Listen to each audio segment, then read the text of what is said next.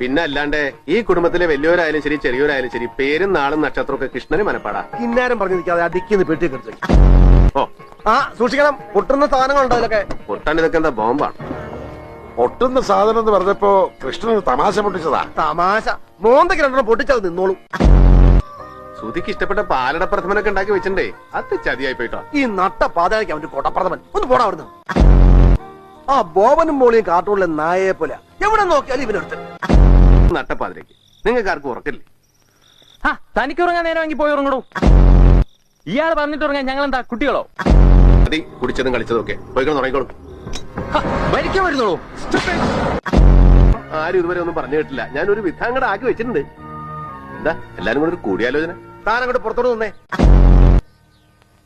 നമ്മൾ ഇത്രയും ഗൗരവമായിട്ട് കുടുംബകാര്യങ്ങൾ സംസാരിക്കുന്നിടത്ത് ഒരു ജോലിക്കാരൻ വായും പൊളിച്ച് നിൽക്കണത് എന്തിനാ? പൊയ്ക്കോ.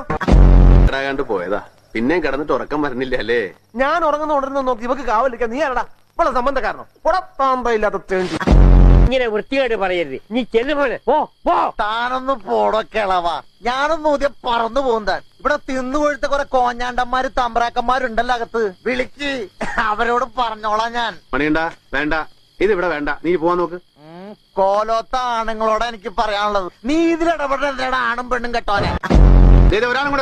ഒരാളും കൂടി ഉണ്ട്. ഇതിന്റെ ഇടയിൽ ഇവൻ എന്തിനാ?